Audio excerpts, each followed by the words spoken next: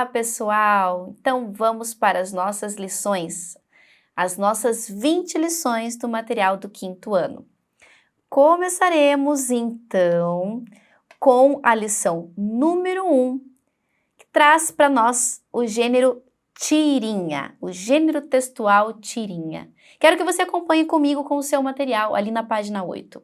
Bom, as tirinhas são muito diversificadas, né? Depende de cada autor, a temática que está sendo trabalhada, mas nós temos uma característica muito importante que faz parte de toda tirinha, que é ter um tom de humor, né?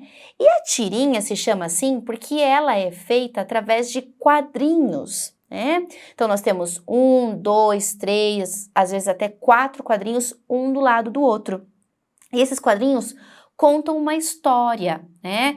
Essa história tem tom humorístico, como eu comentei, e aí às vezes tem linguagem mista, né? Na maioria das vezes, na verdade, porque tem os balões, aí aparece ali também muitas vezes as onomatopeias, aí aparecem também muitas vezes algumas imagens ali que representam algum tipo de linguagem, e ela é feita, né, de linguagem verbal, que é escrita, e linguagem não verbal, que são as imagens, seja do fundo, seja dos personagens em si. Por isso que para fazer uma boa análise de tirinha, nós precisamos observar o todo, tá? Muitas vezes um quadrinho vai ter somente a imagem, e para eu poder compreender o que ele quer passar para mim, eu preciso ter muita atenção às características do personagem ali, do rosto dele, o que ele está expressando, a roupa, o espaço que ele está. Então, muita atenção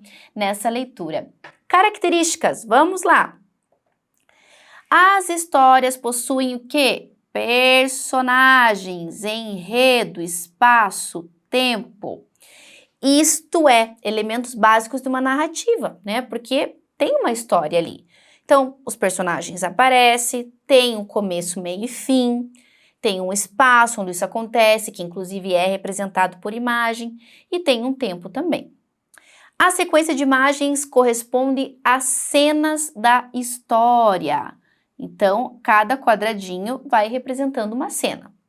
As narrativas normalmente são contadas por meio do diálogo entre os personagens ou por meio dos seus pensamentos, os quais são representados por diferentes balões.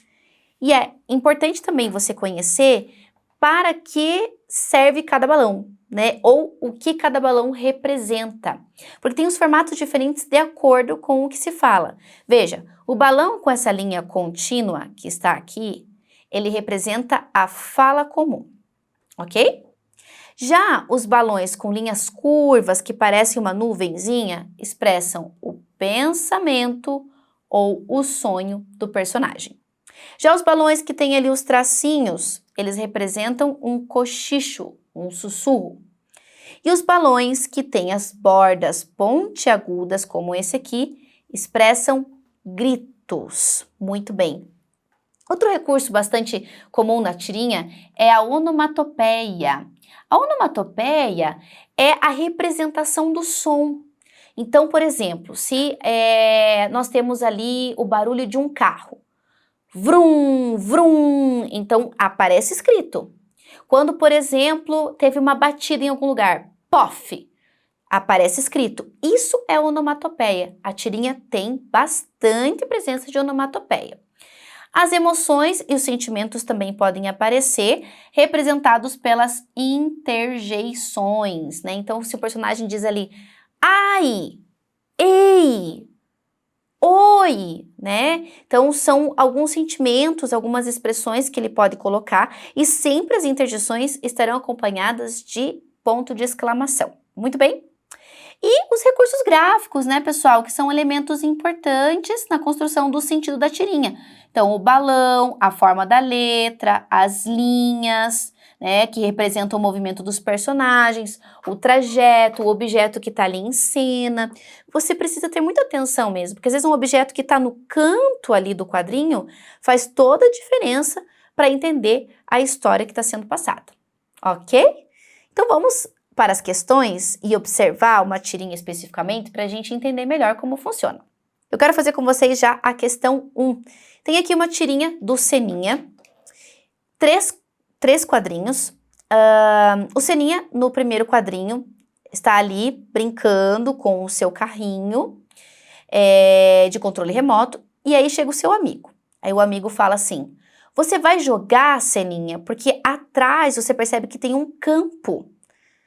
E o Seninha fala: não. Se você não observar que tem um campo ali atrás, talvez você não entenda esse jogar, né? Porque lá no final a gente vê que tem uma bola, que é jogar bola, então. No segundo quadrinho, a gente vê a bola chegando, passando por cima deles. Aí alguém grita lá no fundo: olha a bola, Seninha! E aí o Seninha começa a mexer no carrinho dele através do controle remoto e consegue pegar a bola ali na caçamba do carrinho. Então ele diz assim: vou ficar de gandula. Ele não iria jogar como participante ali, como jogador do time, né? Como integrante do time, mas ele vai participar como gandula com o carrinho dele pegando a bola no ar.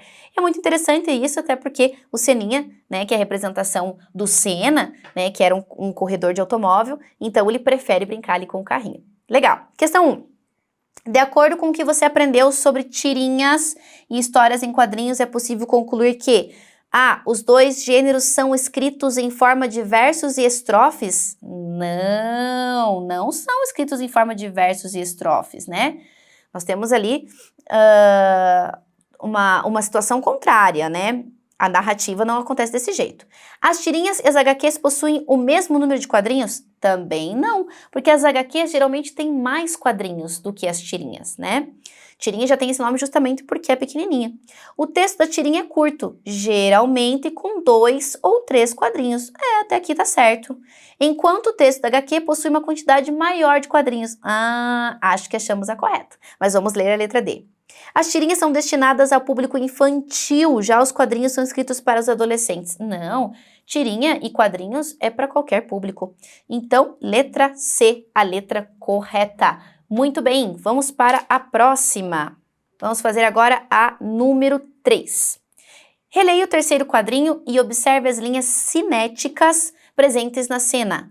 Essas linhas maiores e em curva, no contexto da história, representam. Então, olha só, essas linhas aqui, ó.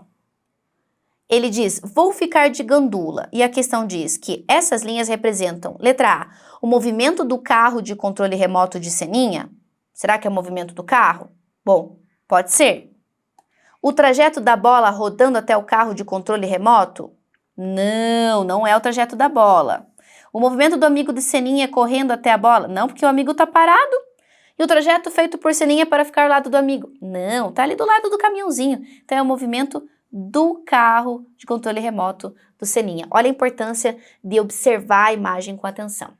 Ok, pessoal? Finalizem as questões, façam todas e, quem sabe, se inspirem a produzir uma tirinha também. Até a próxima lição!